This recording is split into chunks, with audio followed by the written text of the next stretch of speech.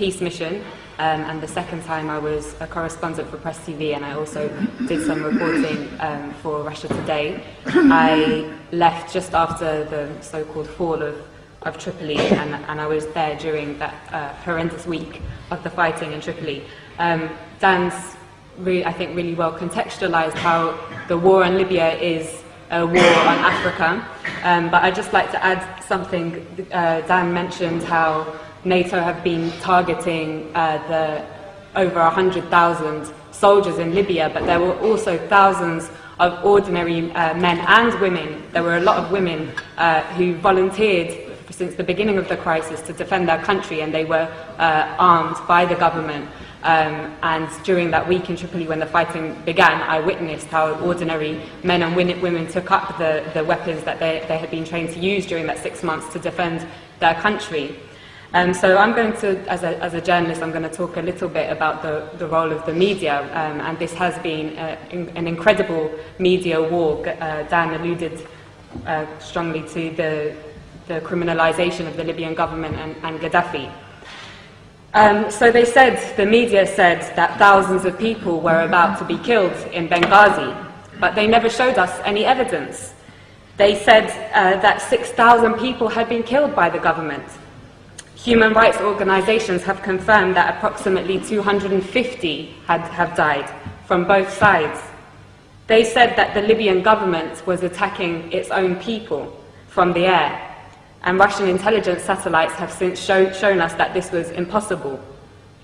They said that the government was hiring mercenaries from elsewhere in Africa. They never showed us the evidence.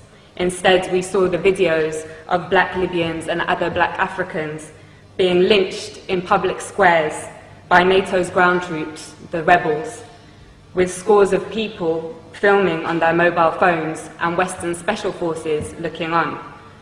They said that Gaddafi was hated by his people, but they never showed us the 1.7 million people in a country of 6 million in Green Square on July the 1st, or the masses in Tarhuna, in Sabha, in Beni Walid, in Sirte, and across the country who demonstrated to pledge their allegiance to their leader and to the Jamahiriya. They never showed us the masses, as I said, of ordinary men and women who had accepted the government's offer of weapons to defend their families, neighborhoods, and country from people who wished to condemn them to enslavement, to imperialism. They said they were targeting Gaddafi's military forces. They ignored the 33 children, 32 women, and 20 men who I saw buried in the small and traditional port town of Majer in Zlitan in early August. They said on August 20th or the 21st that Tripoli fell without resistance. But they didn't tell us that in 12 hours alone, 1,300 people were massacred in that city and 900 were injured. They said that Tripoli fell without resistance and that Saif al-Islam had been arrested and captured and that Gaddafi's compound Bab al-Ziza was taken by the rebels. But despite that, Saif al-Islam himself showed up in the hotel where I was trapped and took a group of journalists outside to see with their very own eyes. They didn't show us the thousands of people filling Bab al-Ziza and the streets of Tripoli waving the green flag on the night of August the 22nd. They said that Tripoli fell without resistance. But they didn't show us that in the 24 hours after those journalists from all the West's major networks had seen that site, that Bab al-Ziza alone was pounded 63 times with NATO bombs. They didn't show us how all the gatherings of the people to defend their capital, from those who wished to send them back to the times of colonial puppet King Idris, were attacked with missiles and Apache gunships.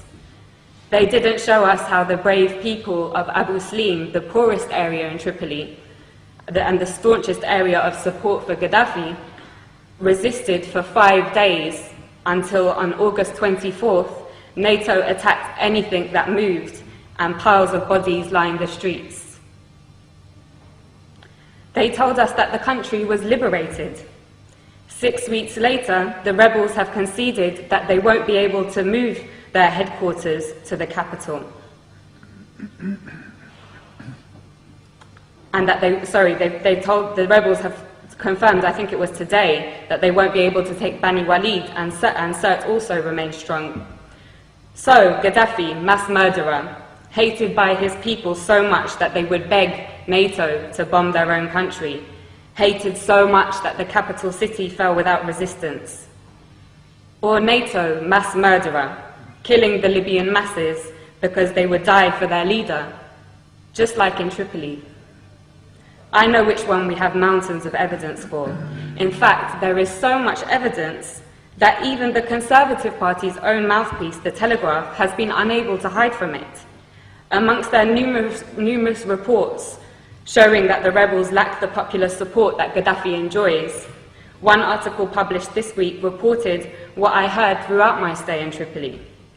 A resident of Sirte, Susan Farjan, said, "We lived in democracy under Muammar Gaddafi. He was not a dictator. I lived in freedom. Libyan women had full human rights. It isn't that we need Muammar Gaddafi again, but we want to live just as we did before." In the same article, 80-year-old Mabruka says, "Life was good under Gaddafi. We were never afraid." Again, in the same article, another elderly lady says, "They are killing our children. Why are they doing this? For what? Life was good before." And yet another says, "Everyone loves Gaddafi, and we love him because we love Libya. Now the rebels have taken over, we might have to accept that, but Muammar will always be in our hearts." The spectacular U-turn of Al Jazeera, from being a somewhat critical voice of imperialism's wars of aggression in Iraq, Afghanistan, and Palestine, to being an open facilitator of the same aggression against Libya, Syria, and even now the progressive nations of Latin America, was perhaps the greatest propaganda trick I have seen in my lifetime. Co-opting the support of their faithful Arab viewers in the West, whose voices garnered particular prominence during the fashionable so-called Arab Spring, was an important move in order to get all progressive circles in the West to join in the essential criminalization of Gaddafi, when those very circles should have, in contrast, been elevating the status of the not-so-fashionable Libyan Jamahiriya and learning from it. Now all cards are on the table. Al Jazeera's Director General Wada Kanfar has resigned following the release of WikiLeaks cables, which revealed he has been taking orders from none other than the CIA. He has been replaced by a member of the Qatari royal family, which has been heavily engaged in the war against its fellow Arab brothers and sisters in Libya.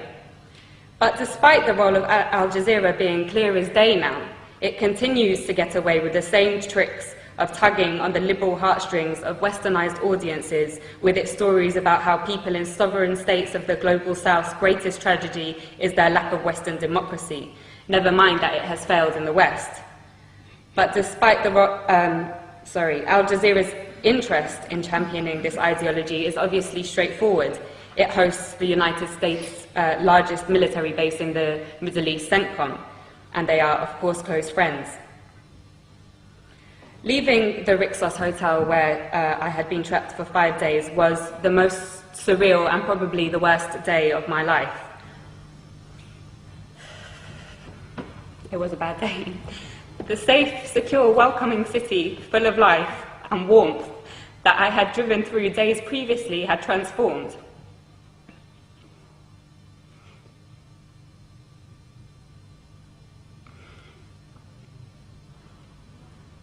It lay in ruins, and you could not look in any direction without seeing guns or heavy weaponry.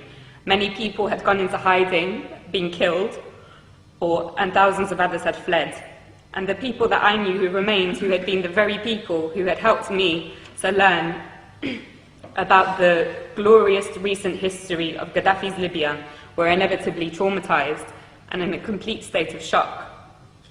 Libya reached a point, as Dan said, of having the highest standard of living in Africa, a high level of literacy, universal healthcare, and free university education, a high status for women in society, and the greatest degree of equality for the large black population in the whole of North Africa and the Middle East. Those 40 years of revolutionary achievements have now been reversed. And for what? A year ago, after crippling wars in Iraq and Afghanistan, and with the growing economic crisis of the imperialist nations, it seemed a remote possibility that the West would have the capacity to embark on another costly and embarrassing war. It seemed that the hegemony of the West was rapidly on its way out. But as Gaddafi's close brother Hugo Chavez said in his recent letter to the United Nations General Assembly, right now there is a very serious threat to global peace, he said. A new cycle of colonial wars which started in Libya with the sinister objective of refreshing the capitalist global system, end quote. He knows that his country will be targeted in that cycle, with the very same model that they used against Libya and are now using against Syria. In the absence of an effective anti-imperialist media that can challenge and preempt the tricks of imperialism through its global media, it is the role of all progressive people to champion the sovereign states of the global south, who, like Libya and Syria, are a thorn in the side of the West. Otherwise, they will be picked off one by one to add fuel to the dying fire of imperialism.